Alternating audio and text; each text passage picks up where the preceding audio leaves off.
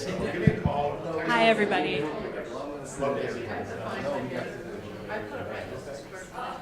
Hey, everyone. Thanks for coming in. We'll go ahead and get started. This is the Learning from Experience in Anaerobic Digestion session. We're going to start today by hearing a presentation from Ellen and Mike, who are both regulatory consultants and engineers at EcoEngineers.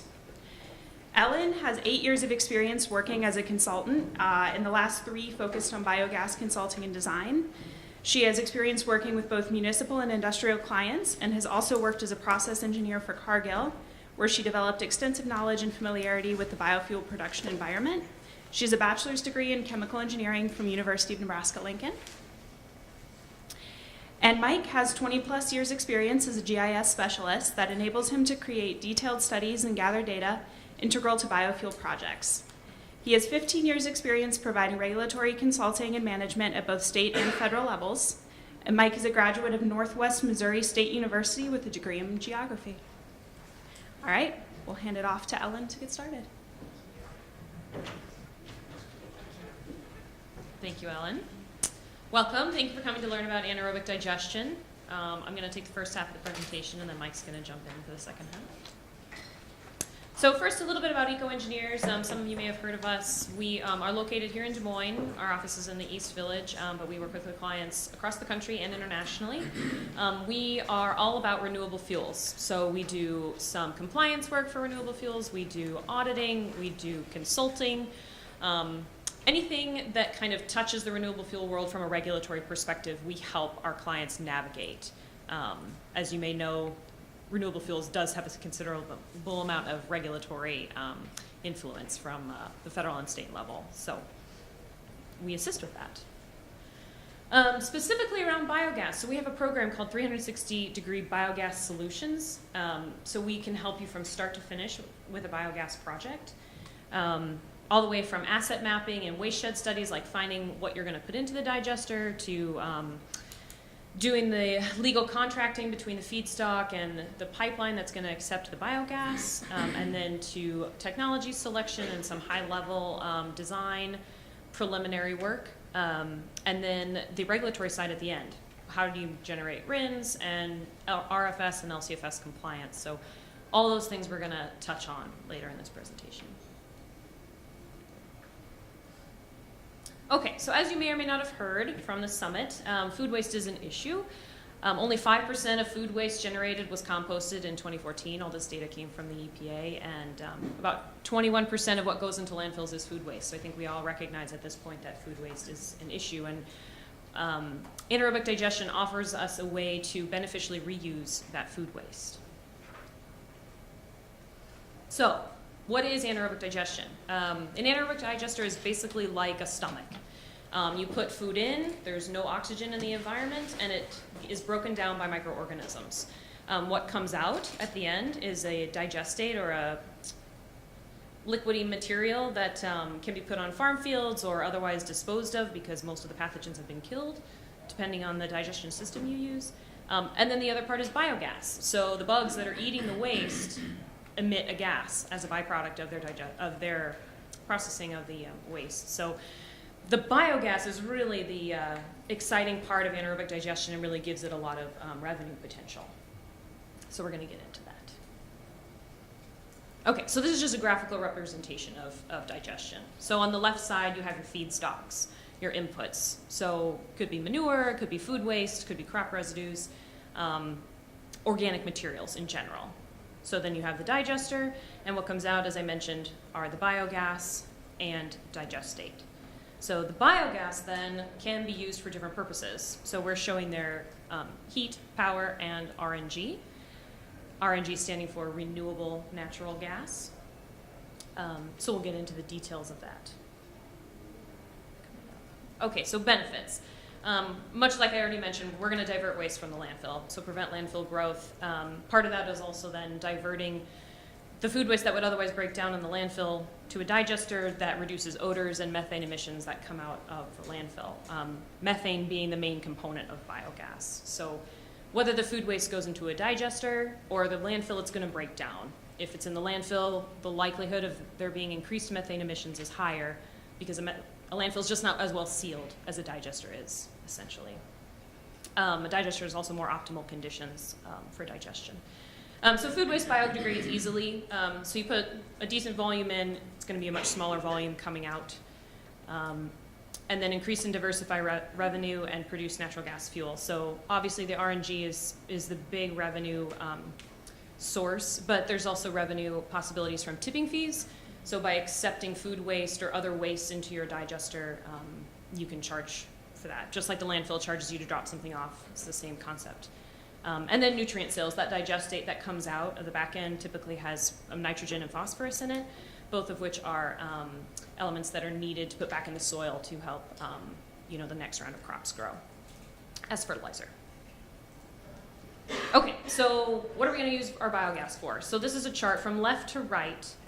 You have raw biogas, and then as you go right, it's the higher, it's upgraded more or purified, more highly purified. So you can use raw biogas straight in a boiler to produce steam for your facility or for a nearby facility. The more you upgrade it, the more sophisticated things you can do with it. So if you remove, there's some corrosive elements of biogas. If you remove those, you can use it in a turbine. If you don't remove the corrosive elements, obviously the turbine's not going to work very well. Then you get to CNG vehicle fueling, and then finally pipeline injection. So to meet pipeline quality standards means, the gas you're putting in is interchangeable with the natural gas that's already running through our pipeline grid. That takes the most money, the most capital investment to purify the biogas to that level, but it also offers the highest revenue potential. And here's an outline of that revenue potential. So first on the right side, we have a chart. This is the RFS renewable fuel goal chart. So on the left, you have billions of gallons. So this is what Congress has established as the goals for the amount of biofuels produced in the US, and then you have years going across the bottom. So RNG is the blue section. So as you can see, there's the EPA or Congress is expecting that to grow. They want that section to be filled, with RNG. Right now, we're not meeting those goals. So there is a demand for more biogas, more RNG to be produced and added to our transportation fuel pool. Then on the left side, we have an outline of what that gas is worth. So you just have the value of the RNG just as natural gas. So when you buy MMBTUs of gas off the pipeline, you pay about $3 right now. Then the RINs, these are federal credits that are earned through the RFS program, about $29 in MMBTU. And then the value of the California credits through the LCFS, the Low Carbon Fuel Standard, about $6 in MMBTU for a total of about $38 in MMBTU. So this is just an example, making some assumptions, but that's part of what we do is we can customize for the gas that you would produce in your location with your feedstock, what would it be worth? That's something that we do all the time. So $38 is probably a mid-range value. I mean, we've seen some as higher than $50 in MMBTU, depending on the situation. So there's a lot of potential there for revenue to help fund an anaerobic digester project or for a city or community or school or whoever's looking at doing something like this. Now I'm going to turn it over to Mike. All right, so I'm going to talk a little bit about a specific AD RNG project in general. What is the steps in the process, and we'll get into a little bit of some of the pitfalls that we've encountered on the project management side and steps you can take to try to avoid that. So as was mentioned earlier, I do have a geography degree, so I always resort back to the maps is where I start out with. And so what we typically do first is a waste shed analysis. Basically, what materials or feedstock do you have in a given area that you can use as a supply to your AD? In this case, you can see we did a waste shed analysis of the state of Wisconsin. So as you would expect, a lot of municipal wastewater treatment plants, a lot of animal waste, a lot of crop residues, and that sort of thing. We also In addition, as the food waste side, as you would also expect in Wisconsin, some of the more concentrated population areas, in addition to normal cities, universities, hospitals, prisons would also be a potential source for your biogas projects as well. The map on the left shows by township and range the crop residue across the state of Wisconsin. The southern part of Wisconsin has a little more traditional Midwest crops, corn and soybeans, so we can kind of get some of the ideas of crop residue from that. And then the map on the right, we take the biogas potential from all the different sources, so your crop residues, wastewater treatment, landfills, and kind of overlay those all together and produce a heat map to kind of see where the greatest potential for that digester could be located. If you know your Wisconsin geography, you know that the closer to Chicago and the Milwaukee area is the better on the east side of Wisconsin is the more concentrated population area. And that's typically the trend that we see is the greater the concentration of people, the more biogas opportunity there is there. In addition to a state level waste shed, we've also done a study in an area as small as 50 miles around a small town in Nebraska, and we've also worked on one for an 8-state region in the northeast portion of the U.S. So you can go as small or large of area as you'd like, depending on really the finances or the funding for that source. So as we mentioned, the type of feedstock certainly matters. Depending on what program you're getting into, if it's the Renewable Fuel Standard or the RFS, you're going to look at the cellulosic-based feedstocks, and our goal is certainly to produce a D3 RIN, which is the example that Ellen had used previously. D3 RINs typically come from your municipal wastewater, biosolids, landfill gas, animal manure, ag residue, and there's some potential for other feedstocks as well. The big number to focus on with this is it needs to have a 75% cellulosic or greater value on that. Other waste, including in some cases food waste, fats, oils, and greases or fog, and some other high-strength industrial waste as well, more than likely would fall into that D5 category. And as you can see from the bottom left, pretty significant difference in the cost of your D5 RIN, estimated around 50 cents right now, versus your D3 RIN at $2.40. So certainly want to focus on that D3 RIN if possible. And if you are getting into a point where you are interested in that D3 RIN generation, you can look at commingling your feedstocks in order to bump that cellulosic percentage up a little bit higher. Looking more at the California LCFS, they don't have the decode bucket list like the RFS. They focus more on a carbon intensity or a CI score, and that really depends on the type of waste stream that you're dealing with, but they also look at process energy sources. So if you are using a renewable natural gas as part of your process energy, potentially, or other renewable sources, your CI score is going to be a little bit lower on that. So certainly factors to keep in mind on that. Let's pull up both of these to start out with.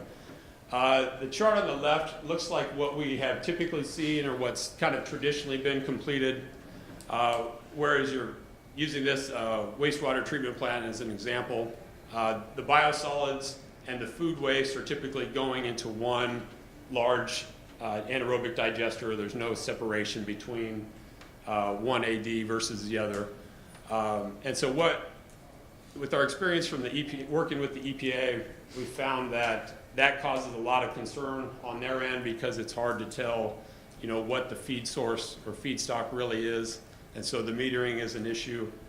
And so to get around that, what we've looked at is if you have the option for 2 separate digesters, perhaps already in place at some municipal facilities, we look at separating the wastewater biosolids and then having food waste in a separate AD altogether. metering that gas production between the two, and then it's easier on the RFS side to demonstrate or to show how much gas was produced from each separate feedstock. All right, so we've gone through our waste shed studies. We've got the AD in place. We've got the feedstock set up. Now, how do we get it from central Iowa to California to really maximize the value of that? We need to have that pipeline interconnection. And one of the things we've seen in working with the different pipeline companies is that there is a lot of stipulations or contract requirements on the pipeline side that need to be established prior to your construction beginning. This should really be a part of your feasibility study at the start. We have talk about two different types of pipelines: the LDCs, which are your local distribution companies, where they may take the gas locally and then connect to your interstate pipelines, which eventually will lead you out to California to end-use facilities on that. And so one of the things we'd really stress is, one, get that communication line with the pipeline started early, and then if there are any stipulations in the agreements, make sure that you get those ironed out ahead of time before you get too far down the road. Feedstock contracts to begin with, and then we talk about the offtake contract as well. So first of all, with feedstock, some of our examples or experience that we've seen, as you start to build your potential feedstock sources for your digester, some of the digesters aren't even built yet, but you want to have that feedstock contract set up ahead of time. So I know it's on the manufacturing or the construction side of things. You go to somebody and you say, hey, we'd like to take all this waste.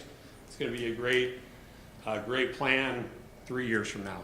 And so that's one of the issues that we've ran into with feedstock contracts. It's like we're talking about a contract for 2021 or 2020 before it's actually ready to go. So you got to get that long-term contract set up in place early, and get that set up ahead of time again, because you want to have as much stability in the financing as possible. The offtake or the end-use agreements, again, going back to the California example, we want to see as much possible stability in this as we can. So going to waste haulers, going to various transportation agencies, school districts, places where an RNG engine in a bus or a waste truck really makes the most advantage of that. So again, working with those offtake contractors ahead of time. And then the RIN sales contracts, this is somewhat unique on the biogas side of things, as opposed to biodiesel and ethanol side of the RFS. There really does not have to be a connection between the RIN or the gas producer and the person that actually generates or handles all the RINs. So I think that's actually a presentation we do over the course of 5 hours, so I won't dive into it too much here, but there is a lot of flexibility and possibilities with that RIN sales contract, and there's certainly a lot of companies that handle that as their primary focus. All right, so we've got all these other steps, and we want to make sure that we're running into EPA or the CARB, the California Air Resources Board. Make sure I got that acronym right. With the EPA, you have to do a site registration with that, and that's actually how EcoEngineers got started back in 2009, was working with these EPA registrations on that. So as a new site comes on, it needs to be checked out by a third-party engineer, and the reporting needs to be completed with that.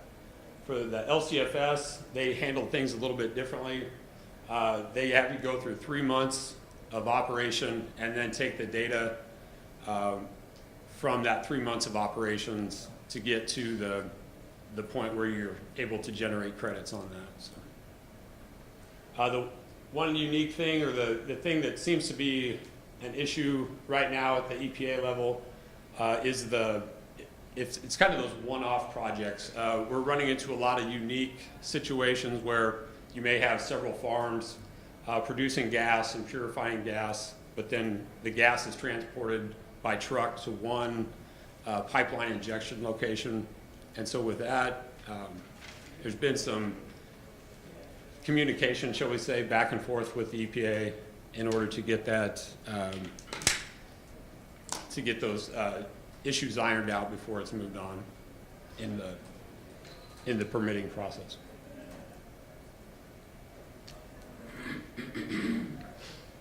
All right, so once you've got your RINs already, or your project set up, all ready to go, one of the things that, and again, this is the EcoEngineers focus, what Ellen and I do on a daily basis. We audit the various facilities with our quality assurance program through the RFS in order to generate a QRIN. And what that is basically a guaranteed RIN to show that the steps have been taken properly. There's no fraud involved with the RIN generation itself. I know back in the early days of the RFS, fraud on the ethanol and biodiesel level was more of a concern. So it's something that the EPA has established, and again, that's our day-to-day work process is to make sure that the RINs that are being generated have gone through the proper production, transportation to end-use product on that. So in addition to our QAP, we offer the quarterly EMTS reporting assistance. If there is any corrective actions, we can help out with that. Just general counsel with some of the things we've mentioned already as far as the initial setup or the ongoing RIN generation process. And then we also have a RIN management software as well that we can use to assist with the RIN generation itself. As I mentioned before, we do have also the third-party engineering reviews. I know Ellen has personally got to travel all over the U.S. Visiting various plants and Canada just in the last, since May, basically. She's got the frequent flyer miles built up and is traveling quite a bit with that. So she's one of our engineers on staff that actually does the site visits. We have 4 engineers, I believe, that handle the vast majority of that. Moving forward with the LCFS participation, they are still in negotiations as far as what's required for their participation. The final wording, I believe, is coming out later this year with kind of a trial run in 2019 and then officially in 2020 with the requirements for that. One thing I just want to add to that is there's a lot of regulatory work here, and it seems very intimidating when you've never seen it before. I know I was when I started working on biogas, like, I don't understand how this works. So EcoEngineers has RIN academies that we offer to people who are interested in learning about this, and it can be half day, full day, 2 days. It kind of depends on what the client or the customer is interested in. But this is just a very high level view. You know, if you want further explanation, it can take a while, but we do offer that. Okay. No problem. Some of the project pitfalls, as we've mentioned already, again, that pipeline interconnection is a larger one. Ellen's, as we were getting ready for this, some of the examples from previous employers and previous projects, really the pipeline distance is too great to get from the project to the actual pipeline interconnect itself. And I think it was the LDCs that were specifically the issues on that. Yeah, we had one project in Topeka, Kansas, where the local distribution company just, after months and months and months of talking to them, just decided, no, we are not interested in taking this gas. And they have a right to say that. So then going to the interstate company was the next option. But it was like 3 miles away, through the city, under a river, underneath the interstate, underneath railroad. This just becomes an almost insurmountable cost to pipe the gas there. So that can really be a challenge. That it's good to work out, like you mentioned, the feasibility portion to try to have a goal of where you want gas to go at least. Some of the other things that we're seeing from the EPA side of things, as I mentioned, the D3, D5 co-processing, that's where the waste is is mingled into one AD, how, to describe or how to figure out what percentage of the gas is actually a D3 RIN, which we know is more a lucrative or more valuable, thank you, more valuable RIN to have as opposed to the D5. So again, one of the big concerns with them is that co-processing. Also the bio intermediates, that's the trucked gas from the production facility to the pipeline, where I should probably be working on a report right now to actually answer that question for somebody. So that's an ongoing concern that we are running into right now. Overall, with our feedstock mix, short story on these is digesters, they really like their consistency. They're not a garbage can, so you can't expect to throw all sorts of different types of waste in there and maximize the biogas potential for that AD. It really is a pretty delicate balance, the microorganisms in there. Also getting into the complexity of them, how your AD works in one particular site may not be the same as a separate AD project. So you really have to look at the individual waste stream and what you're putting in there in order to maximize that as it gets downstream. Again, going back to Ellen's slides, depending on what level of gas quality that you need versus pipeline injection, as opposed to the gentleman from PDI mentioned they use their biogas for electric generation on site as well. So, some case studies that we've run into.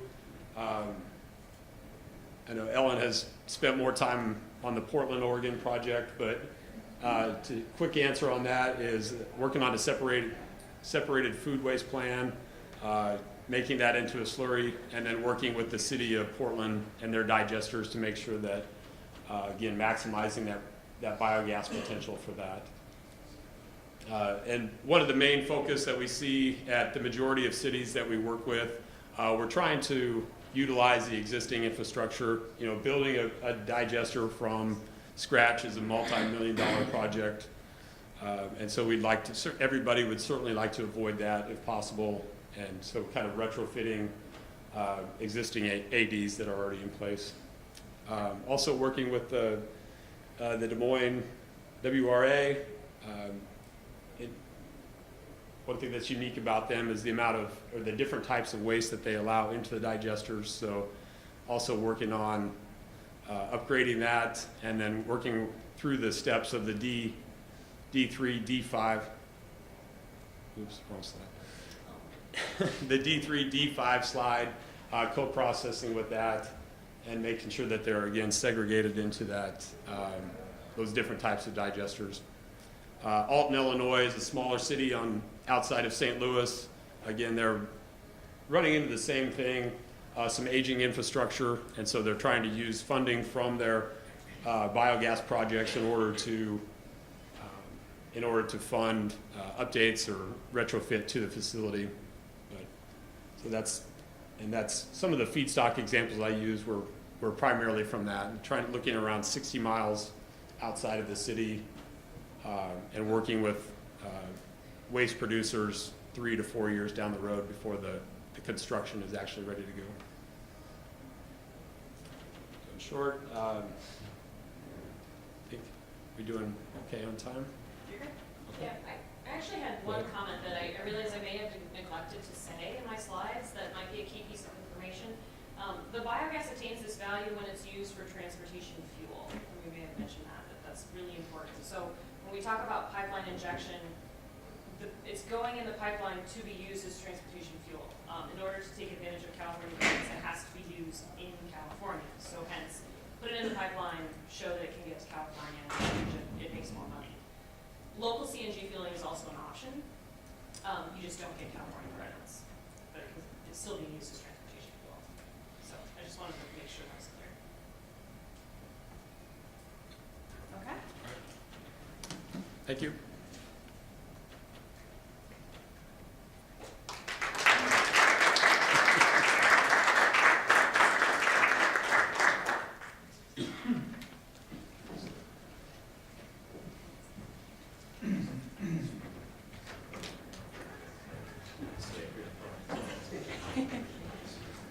All right, I'll introduce Bryan next, and then we'll take some questions after Bryan's presentation. So Bryan is the Chief Operating Officer of AgriReNew, and the current owner and operator of the Sievers family farm. AgriReNew was founded in 2009 in response to their farm's effort to minimize their carbon footprint during feedlot expansion. They were awarded the Agricultural Biogas Project of the Year Award in 2014, as well as the Iowa Environmental Excellence Award. Bryan served 2 terms in the Iowa legislature, is currently the chair of the Iowa Economic Development Authority's Biogas Conservation Committee, and was recently elected to serve on the American Biogas Council Board of Directors. Let's welcome Bryan.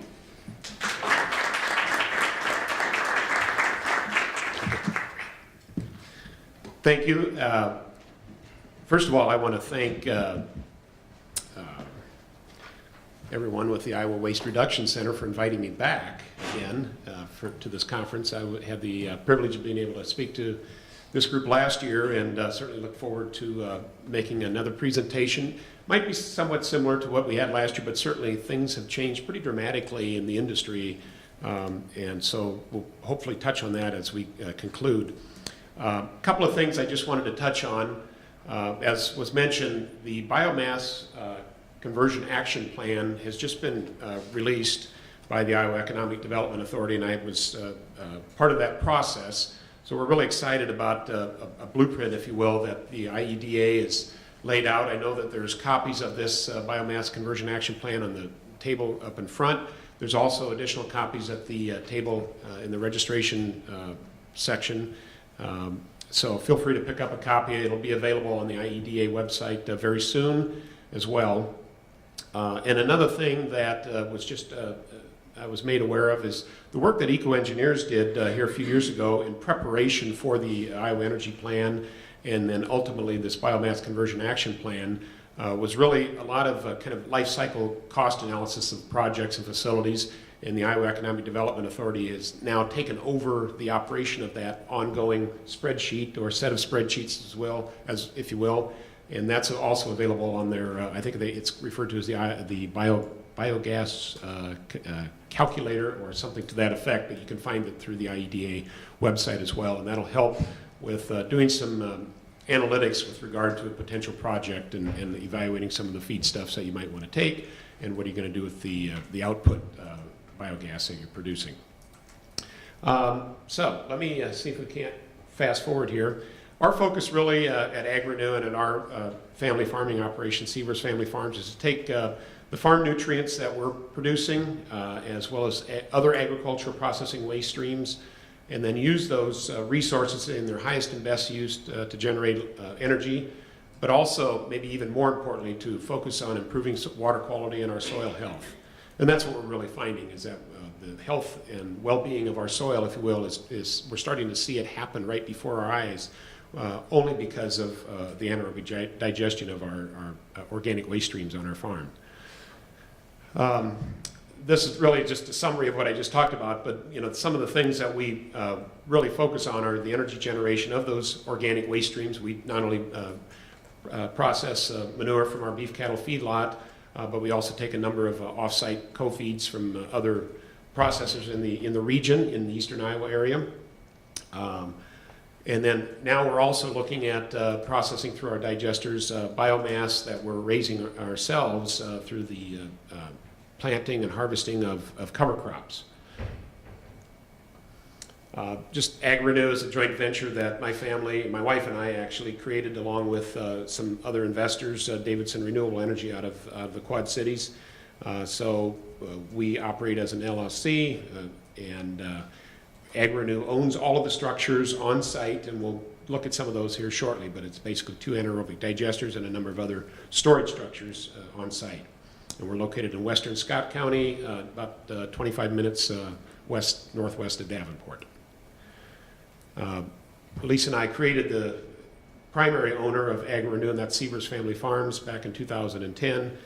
In addition to the digester, which is AgriRenew's assets, we also built 2 1,200 head cattle barns, some additional commodity storage structures, and some livestock and nutrient handling equipment. So we're a family operation, and when we have board meetings, sometimes it turns out looking like this. But we pride ourselves on the fact that we're a family operation. My wife and I run the business. I run the digester day to day. I'm very fortunate now that I've found 2 high-quality individuals that have helped run the digester throughout the day. But during those evening hours, when an alarm goes off, it's me or sometimes my wife that gets up and has to take care of that alarm. This is our site and our farm. Before we built the digesters, you can see the 2 1,200 head cattle barns, and then there's a round storage structure, which was the first lagoon that we built, which is where we were actually started pumping the manure from the 2 1,200 head cattle barns. Just another shot of the cattle barns. They were completed the first barn was completed in 2011 and the second one in 2012. And as we built these structures and designed, why we had everything in mind with completing what we would refer to as a closed loop concept, where we're going to take all of the resources we produce on the farm, use those on the farm, and take the waste streams from those uses through the manure out of our cattle and reuse those resources once again. So we're trying to create that closed loop concept. We're not quite there yet, but we're getting closer every day. Here's a picture of our anaerobic digester tanks. They're 2 970,000 gallon CSTR tanks. And then to the right of those tanks is what we call our reception pit building. That's where we receive a lot of our waste streams. I see Michelle here with West Liberty Foods, and in fact, they were the first agreement and contract that we signed as we developed and implemented our facility. And so I want to thank the partnership we've had with West Liberty Foods for now a number of years. And I know they're very proud of their zero waste facilities, and we're glad to be a part of that. Just another shot of the AD tanks. And then this is another shot of the cattle barns, as well as some of the storage structures we built after the digesters have been built. Here's your Iowa Waste Reduction Center staff hard at work. They came for a visit this summer, so I wanted to thank Jenny and Leah and their boss right there. So we had a nice visit, nice conversation, and so I wanted to thank Dan and his staff for coming down to visit our facility and to continue to work with the Iowa Waste Reduction Center and the Iowa Waste Exchange. As most of you are aware, we can kind of blow through some of this, but certainly the benefits are enormous. We not only now digest a lot of beef cattle manure, but also a lot of industrial food waste streams from a number of local processors. So, the benefits certainly, we're diverting the waste from those landfills into AD plants, and it allows us to capture that methane, which then, of course, we use to generate electricity, which we just saw in that last picture was our CAT 1 megawatt genset. And then in addition to that energy source, we're reducing those emissions that you might normally see at landfills, and then also the reduction in the greenhouse gas benefit is also beneficial. We think that it's nice to get the check from the power company every month for the electricity sales, but the real benefits to us are the impact that we see on the environment, and that's improved air quality, water quality, and soil health. Food waste, as most of you already know, second largest category of municipal solid waste sent to landfills. I think now that's been updated to 21% of the waste stream. Certainly over 30 million tons of food waste are sent to landfills each year. And we take great pride in the fact that now about half of our waste streams that go into our digesters on a daily basis are in those industrial food waste that we take from local processors. The manure that we put into our system, this is of course a great slide to show right after lunch, but it can vary from site to site. It can be a high solids manure like you might see stockpiled in the lower left slide to a liquid. So you really have to be prepared to handle all types, and essentially that's what we do. This is our higher solids manure that comes out of our cattle barns 24 hours a day. But we also have a higher liquid content type manure that we capture as well. So we handle all types of manure, and you have to be able to mix, agitate, and be able to pump that material. And in the engineering and design process, we made sure that we had a significant amount of agitators and pumps that could handle the various types of waste streams we now process in our digesters. We currently also produce, or process, I should say, soy oil waste, glycerin, and other animal processing waste. In fact, I kind of take pride in the fact that we process waste streams from all the major meat species in the region. We take hatch waste from a chick hatchery. We take processing waste from a turkey processing plant. We take beef cattle manure, and we also take a waste stream from a local pork processing plant in the Quad Cities. So there's your turkey and poultry and beef and cattle. And then also we take waste streams from ADM and other agricultural grain and soy processors as well. The newest and latest thing that we're looking at and evaluating is taking biomass from our cover crops. For those of you not directly involved in agriculture, there's been a huge push to seed as much of our land down in the fall to cover crops. And so we're now in our third year of seeding cover crops on our land after we harvest our corn and soybeans. And then rather than the following spring, once those cover crops have sprouted, emerged, and started to grow, rather than spraying them with a herbicide such as Roundup, we actually now chop those and then stockpile those and feed those to our digesters. And it's working out extremely well. The cover crops that we've worked with are winter wheat, and so a wheatleach that we chop. We also have worked with sorghum Sudan silage as a cover crop as well. And so we're very excited about the future for this added potential substrate for our digesters, and think it'll fit well with other potential digesters that might be built in Iowa in the future. Here's an example then. After we've chopped that wheat, we then go ahead and seed our no-till soybeans right into that field. So we've conserved the soil, we've improved water quality by taking up any excess nutrients that might be in that soil profile throughout the course of that winter and early spring, protecting that soil, improving water quality. And in fact, this is a picture taken in about the second week of June, right after we had planted these soybeans. So I'll be anxious to see what kind of yields we get off those soybeans this fall. This just talks a little bit about where we're headed. Our production has ramped up. Yesterday was our 5-year anniversary of generating electricity. We had struggled the first 2 years without question. We only were using the beef cattle manures, our co-feed for the digesters. We're running at probably about a 40 or 50% load. That was tough to pay bills at that load level because the banks wanted to be paid based on 100% load. But fortunately, along come Julie Plummer and the Iowa Waste Reduction Center and those folks who have helped us find those additional waste streams that have helped boost and push our productivity up to actually now over 100%. We actually, most days, are now flaring gas from our digesters. This just gives you an idea of where we're at on MMBTUs of methane produced. I mean, we've jumped 65% from 2016 to 2017. Almost all of that due to bringing in industrial food waste. And then, of course, electricity likewise jumped significantly as well. This is one of the storage structures that we built first. Once we had built our cattle barns, you have to have a place to go with the manure until your AD plant is built. This is a 2.3 million gallon lagoon. Since then, we've actually added a second lagoon, an 8 million gallon earthen lagoon, so that this 2.3 million gallon lagoon, rather than handling animal feedlot manure, is now handling co-feeds that we might have in excess before we introduce it into our digesters. So it's a dual purpose facility as our structure, and it's really served us well. Once we digest our organic waste streams, we produce a liquid fraction, which we separate out from our solids.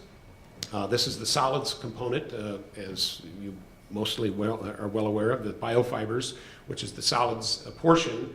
We actually now have trademarked that and are selling that as MooPost. We've got a number of landscapers and lawn and garden facilities that have tried it. We're working through a number of bugs with that particular product because it's still, it's wet. It's about 65% moisture after separation. We'd like to look at possibly adding a drying facility or structure, but there has to be enough value in doing that as we go forward. But we hope to find that out in the next year to 18 months on whether we can dry that MooPost or that compost-like material, which would improve the flexibility of where we can use that very rich soil amendment, and not only on our own farm fields and maybe in some commercial and industrial landscape settings, but also possibly in residential landscape settings as well. Then the output, as I just showed you, in the liquid and solid fractions, we now are at the end of, through 2017, produced a little over 20 million gallons of digestate. And then as we separated that, about 16.8 million gallons of that was liquid effluent, and about 26 million pounds was the biofibers that we produce on an annual basis. The liquid effluent, that's a big number. We do recirculate about 50% of that liquid every day, so our net production is roughly half of that, or a little over 8 million gallons annually. That 8 million gallons is then what we use as our fertilizer on about 2,400 acres of crops, along with the biofibers. We will harvest about 3,500 cornstalk bales every fall that we use as bedding in our cattle barns. We like to then apply the biofibers back on those fields where we've removed the corn stover, primarily because it's a great source of phosphorus as well as potassium, as well as organic matter. So you're actually putting a better material back in the soil than what you've just removed in that corn stover, because it's all readily available, or will be readily available the following spring to that growing corn or soybean plant. So to summarize, I just believe that what we've done is kind of created a new or innovative way to capture the beneficial aspects of renewable energy production, but more importantly, convert those organic waste streams that are so abundant and prevalent here in the state of Iowa, and created a higher and better use for all of those resources that they're really blessed with. I love the description at lunch on how the student was putting their head in the milk bucket and calling it, man, it smells like a milkshake. And that's really, the kind of the perspective I think those of us who are involved in this industry take, is that it's not a waste stream, it doesn't stink, it actually has an aroma or odor that we all think is doesn't necessarily smell like money, but it does have a smell that is unique, but it also has value to us as a society, and certainly to us as a family running a farming operation in eastern Iowa. So with that, I will conclude. I did have a couple of things we can touch on as far as kind of current events, or maybe what's happening, or if we want to just shoot right to question and answer, whatever you feel. Sure, why don't is this on? Can you hear me? It's the portable mic. Yeah, let's have you all come out, and Bryan, will you grab the mic for me? And can I have whichever one of you is answering a question or talking speak into the mic, and we'll also have anyone asking a question into this mic. Yeah, so sure, let's start. Bryan, if you'd like to tell us a little more about sort of the current state of affairs. Yes, a couple of issues that I've been working on primarily through my role as a director on the ABC, or American Biocancer Board.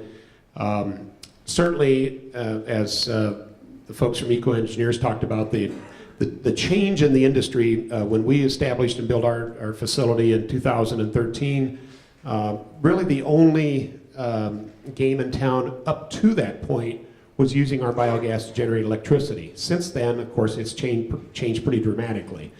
We're in a situation now, our power purchase agreement will expire at the end of this year. We do have a 2-year extension or option at our option that we'll exercise. That gives us an additional 2 years before we really need to make a decision what we're going to do with our biogas. So certainly we're going to be looking at biogas upgrade as an option. We've got some other opportunities possibly with that biogas as well. So we'll see what happens, but the industry has certainly changed in the last 5 years, and certainly the way the industry is going, where you can take that biogas and convert it to an RNG product, it does hold a lot of promise.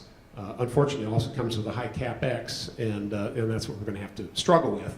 Our challenge, or our dilemma, will be in 2.5 years when our final option expires with our power purchase agreement. Is if we're looking at rates in the range of, say, 2.5 cents per kilowatt hour, we'll have to shut our generators down because we won't be able to operate. We know that there's a number of digesters, especially in Wisconsin, that have already taken that step, and that's a very unfortunate step. What happens at that point? Well, do I even want to bother keeping the membranes on my digesters? Because they're about $35,000 to $40,000 each for that dual membrane system. I would be better served taking them off and storing them and allowing the 370,000 standard cubic feet a day of methane and CO2 to evaporate into the atmosphere, which is unfortunate. So that's the other thing that we've been really pushing hard for is the establishment of ERINs. It's an uphill battle. We did make some good progress, and then the previous administrator decided to resign. So we're kind of back to square one with acting Administrator Wheeler. We do have some optimism that it might eventually happen, but in the meantime, we have to plan for possibility that it won't, and that's why we need to look at an RNG upgrade project. So those are really some things that we're looking at, kind of from an industry standpoint as well as from a personal standpoint in our own operation. Great, thanks. Do we have any? We have a lot of questions from the audience. All right, let's start here. When you started taking in the third-party waste streams, how did you deal with the consistency part? Because I heard in your previous talk that consistency in anaerobic digestion is very important to a successful operation. Well, it depends on whether it was a high solids or high liquid material. If it's high liquid, we're able to dump it directly into a reception pit. If it's a material, though, that has high gas production potential, like, for example, glycerin, then we have to store that and meter that in directly to our reception pit on a daily basis. So you have to have the ability to store those co-feeds potentially if they're high gas producers. If they're more of a waste stream with low gas production potential but very stable, it's okay to introduce a transport load of that on a daily basis into your reception pit. We're processing about 55,000 gallons a day already, so a 5,000 gallon transport load of a waste stream that has low carbon content, low gas production potential, still has some organic waste in it, it's really not an issue to introduce that into our reception pit once it arrives. So, but anything that has high carbon content, high gas production potential, we have to store in separate tanks and then feed that in or meter it in.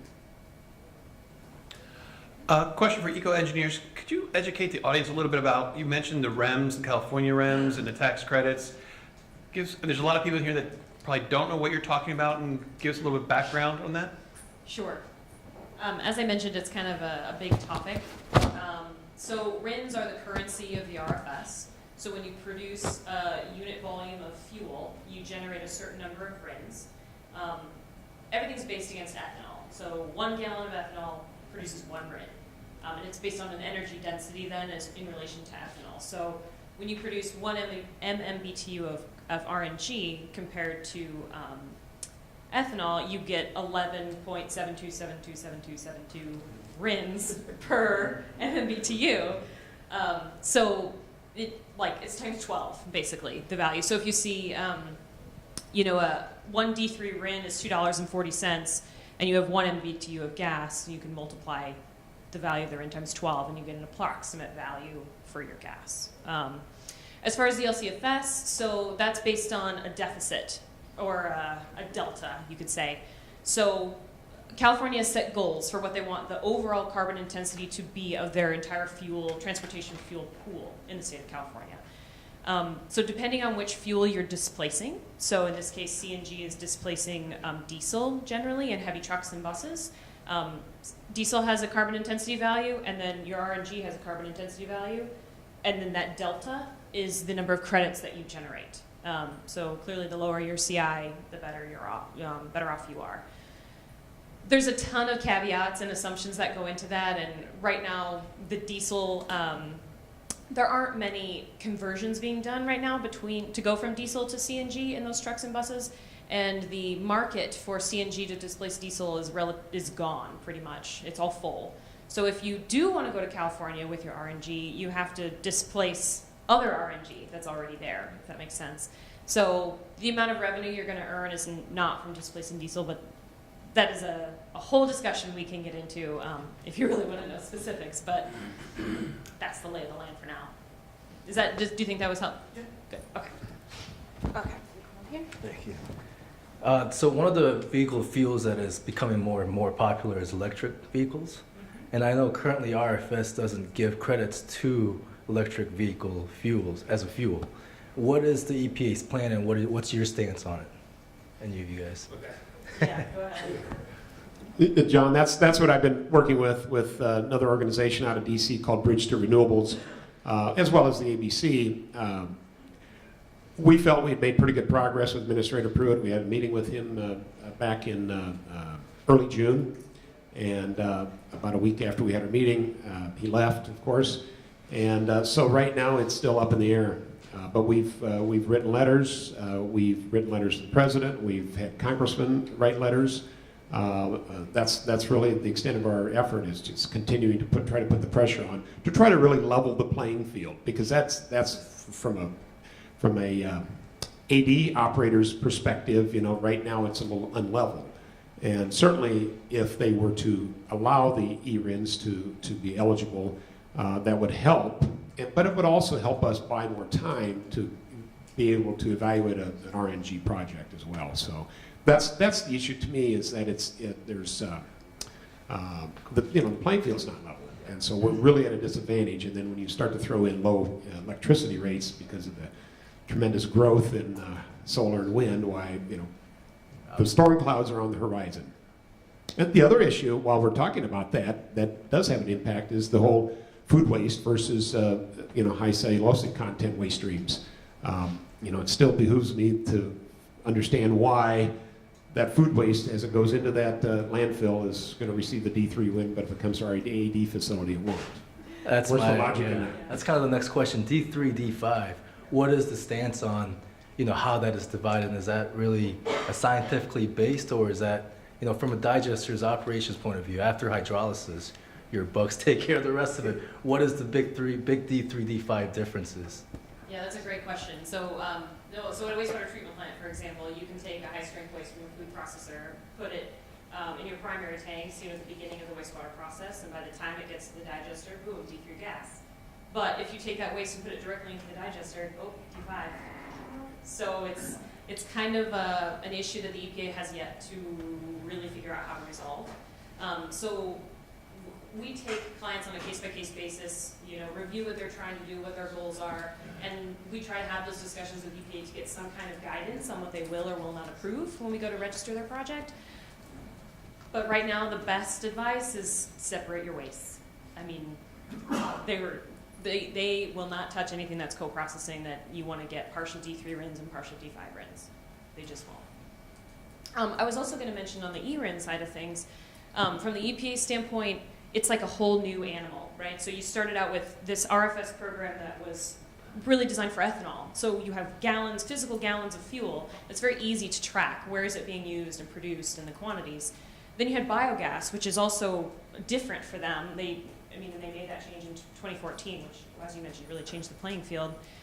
So now you have contract swaps. You have gas going in Iowa being used in California, and it's all contractual. There's no, the actual molecules of methane are not being used in that car that's burning it. So now you have electricity, which is even more just, I think the regulatory challenge for that is how are they going to track it and track quantities, and it's just a new thing for them to figure out how they're going to pass rules to regulate it, I guess.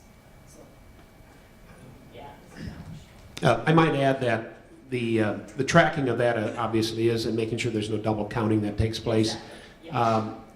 One model that we've evaluated is the auto manufacturer actually provides the software in the car. I mean, it's there already. So allowing them to do that, well, the reality is the auto manufacturer is going to want a piece of that RIN. So now the EPA is faced with the challenge of not only having to pacify the ethanol and biodiesel industry and the petroleum industry, but now they got to explain to the petroleum and the ethanol industry why they're going to subsidize the auto industry for the development of e-RINs. So that's a challenge, and I totally understand and get that. But that is a way in which you can track them and prevent the double counting. But now you've got to tend to some of those who are going to say, wait a minute, now you're going to kill the petroleum industry by doing this, and it's just creates a real Pandora's box for the EPA, and I totally understand. But they're charged with implementing or establishing the pathway, and that's what we're continuing to push them on. And we've given them alternatives that they might be able to do that. The politics side of it is their problem, but it's also our problem too. Mike, you mentioned something about mixing to bump up to 75% cellulosic content. Can you mix product, and how do you prove, how often do you have to prove that you've done this Is there a way to do that? Yeah, that's a good question.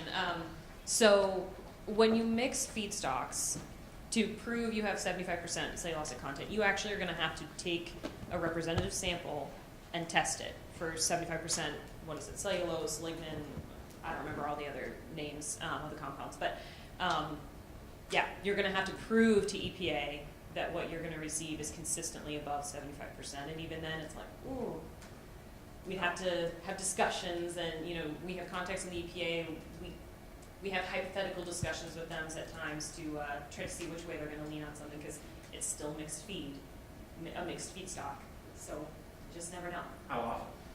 How often do you have to You have test? to prove it. Yeah. That's a great question, Right. to be determined. Okay. We had a client that was mixing yard waste and food waste, and we went through this whole, oh gosh, this whole year we've been working on it on and off until, gosh, maybe June or July. I think the EPA was just like, no, we're not going to answer any questions about mixed feedstocks, period. So we just tabled it. I mean, we had draft reports that we were going to send. We had a proposal for the testing protocol and how often they were going to test and how they're going to track everything, and it just died.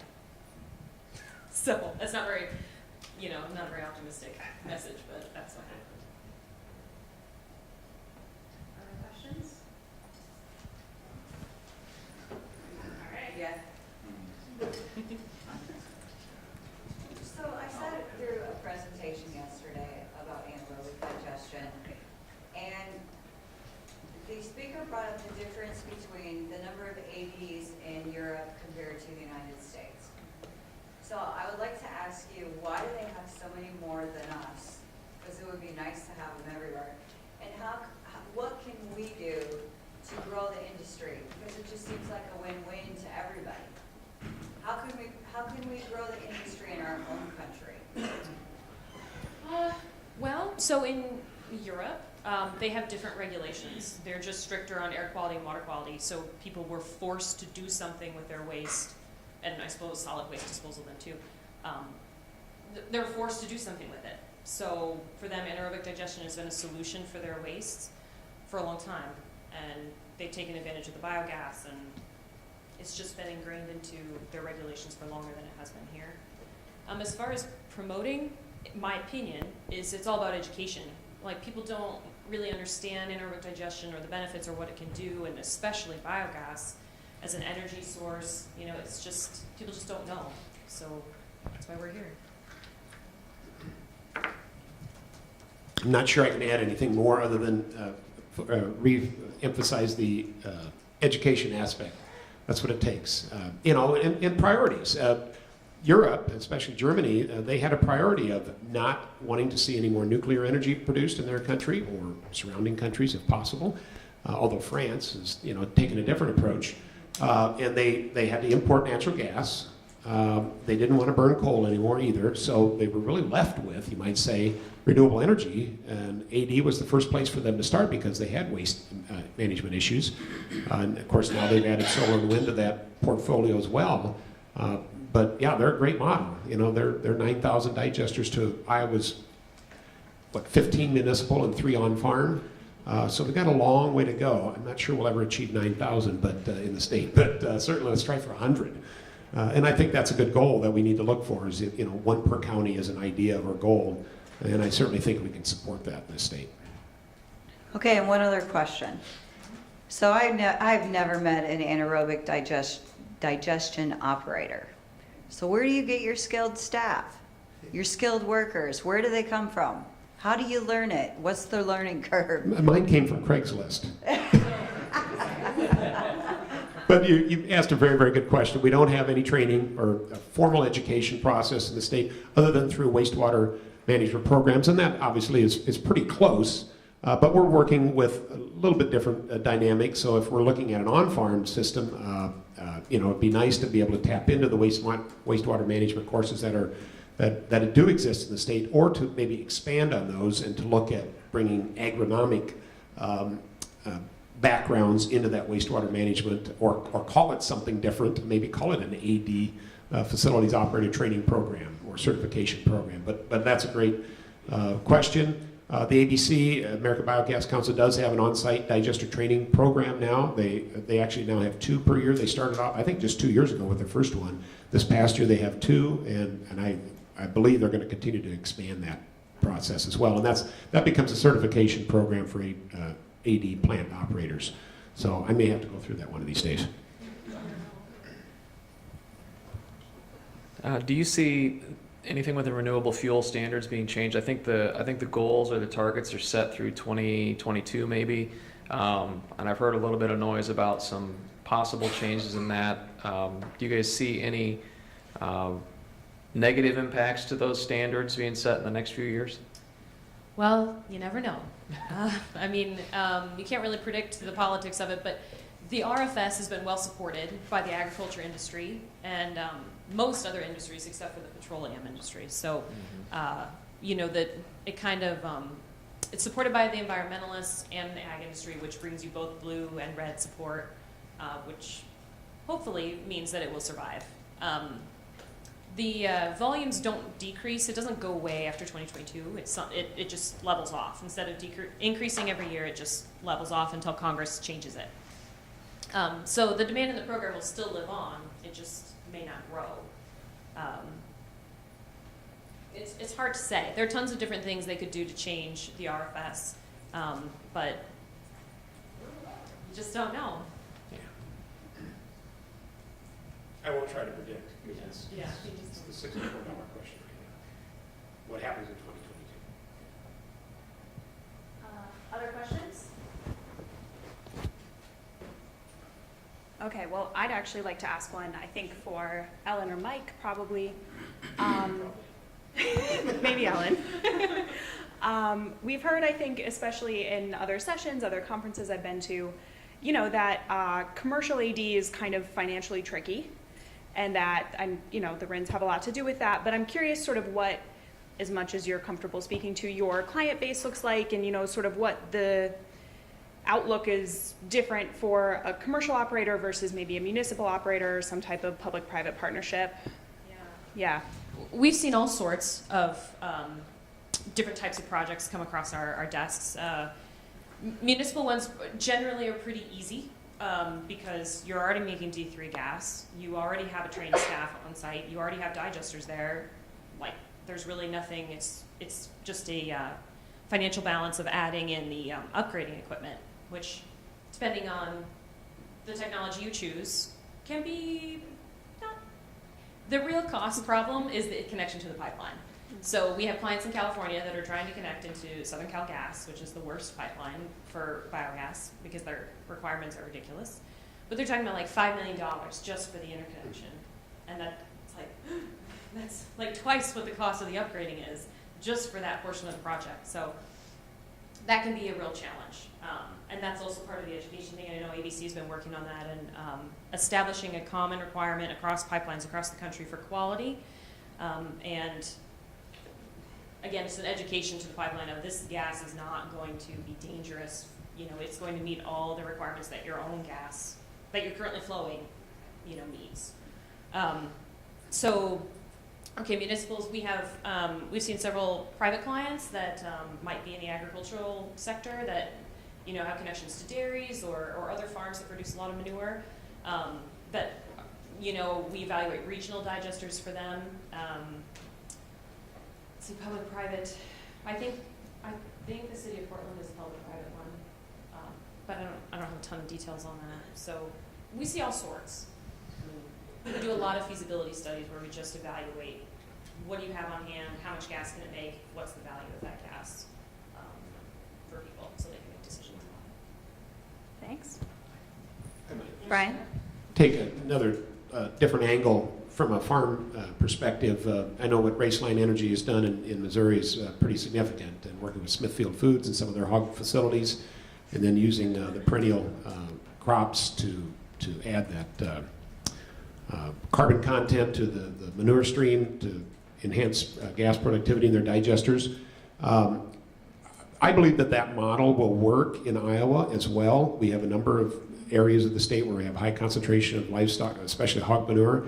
We also know that there are challenges with hog manure and AD, but I think we can mitigate a lot of that through biomass and or food waste, industrial food waste. And that's where the whole idea of cover crops, and rather than using perennial crops on some of our $10,000 an acre land, I just don't think farmers are going to buy into that. If it's marginal land, yes, but 98% of it is going to be high productivity. Look at using a cover crop on that land as a energy crop for your digester. I think that will be a good model. I'd love to see first one of those built right in the Raccoon River watershed, so that we can tell folks here in the city of Des Moines that yes, the livestock industry is now taking new advanced steps to try and improve water quality through the use of AD and cover crops. Great, thanks. Any final questions? Should we take one more? Does anyone have one? All right, well then, we will thank Ellen, Mike, and Bryan very much for their time and expertise.